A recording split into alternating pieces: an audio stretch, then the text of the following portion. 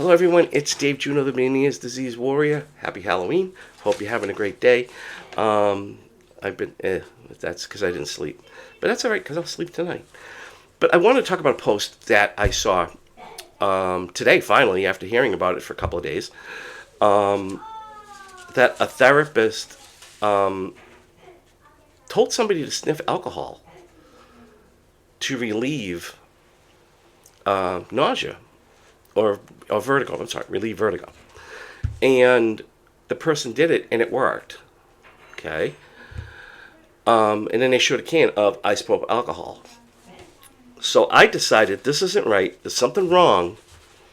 Because that would be like a doctor telling me, you know what, go smoke cigarettes. You'll be fine.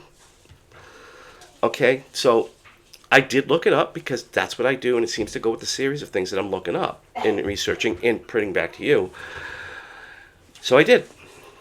Inhaling isopropyl alcohol can help relieve nausea, but it's not recommended for vertigo. Here's what happens from inhaling isopropyl alcohol. Can help relieve nausea. It says generally safe, but can lead to alcohol poisoning or death if ingested or inhaled in large amounts. I think that is a very, very liberal safety thing. I would err on the side of caution. I would say small amounts if you're going to do it. Okay? Now for vertigo, if this is what the guy's doing it for, alcohol can worsen vertigo symptoms and prolong the recovery time. And it says the same thing under safety. Now below it, I looked up a few places and they all said the same thing. Inhaling IPA, isopropyl alcohol, and no, IPA beer is not isopropyl beer, can be effective alternative to traditional antiemetics, anti-nausea pills. It's easy to use, inexpensive, doesn't require intravenous access. I don't want somebody thinking that they can put the shit in their veins.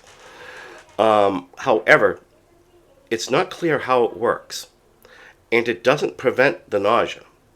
Some theories suggest that controlled breathing required to smell the alcohol or the brief distraction of the smell itself may help relieve nausea. So the distraction of the odor. And if that's the case, I would have told the person they could sniff, take a sniff of whiskey, take a sniff of wine. You know, because whiskey, if you sniff it, can clear out your sinuses. Sniff it, or even if you take a shot, it can clear it up. Of whiskey, and that's ethyl alcohol, not isopropyl. Totally different. Okay? So that's that. Alcohol can worsen vertigo symptoms and prolong recovery time. To manage vertigo, it is recommended to limit alcohol consumption. So limit alcohol consumption, again, they're talking about ethyl, they're not talking about isopropyl. If you or someone is struggling with alcohol-related vertigo, seek medical help for proper diagnosis, guidance, and treatment options. My opinion is, don't do it. You're crazy. There's the only time I will ever push something on somebody. Do not sniff anything that can be poisonous. Okay? Isopropyl alcohol is used to sterilize wounds.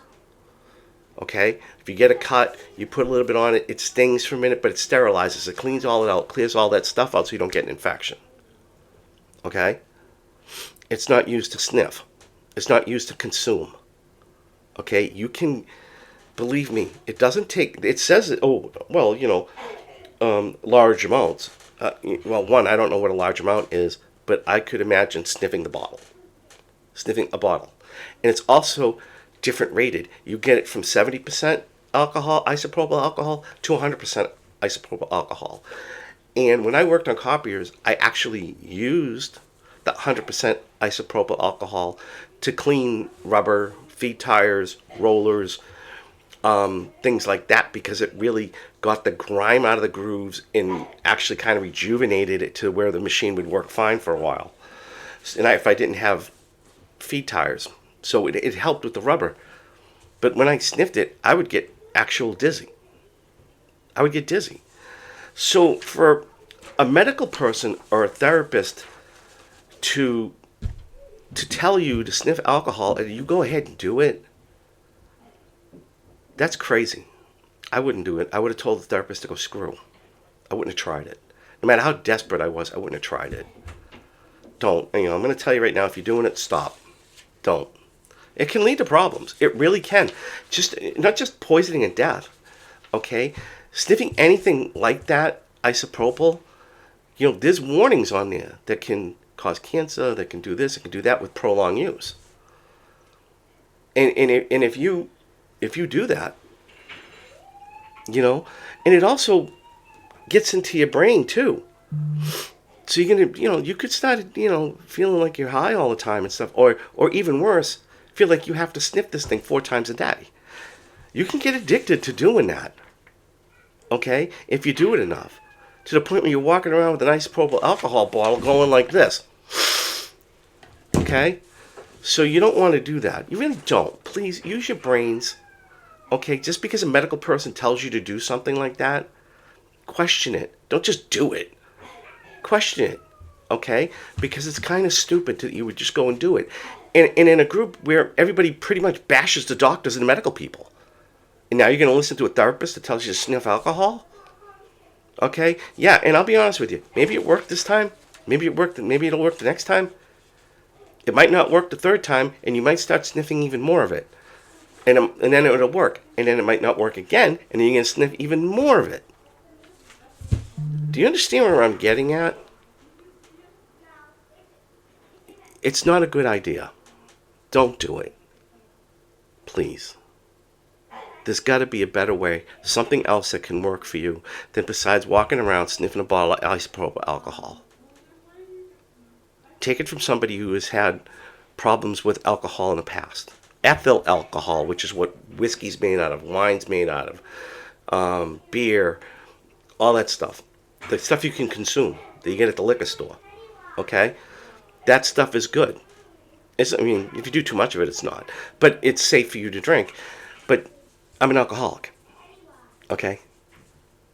And I'm not saying this shit because I'm an alcoholic, but isopropyl alcohol you can get addicted from it. You can get addicted to it. Believe it or not. So, and somebody's going to say I'm crazy, somebody's going to say I'm this, I'm that, blah, blah, blah, blah. No. I'm telling you the truth. Not a good idea. You want to sniff something? You want to clear up your vein, your nose? Get one of those Vic vapor things. Put it in your nose, go. That'll clear up your nose. And you know what? It might even control your nausea. I've heard people say that helps with nausea and sometimes vertigo. Because some people I know put it on their chest every night. The rub. Or they carry the tube with them. So I would try that before I would try isopropyl alcohol. So on that note, please don't do it. Just don't. It was just that's a crazy thing. The meat diet, I can say okay, because I can't add stuff to it. Doing this, if you, like I said, you inhale too much of it, you're gonna get poisoned or you're gonna die. So if you want to try it, do it. Do it. I can't tell you not to, but I will say don't do it. So on that note, happy Halloween. Have a great day. Bye.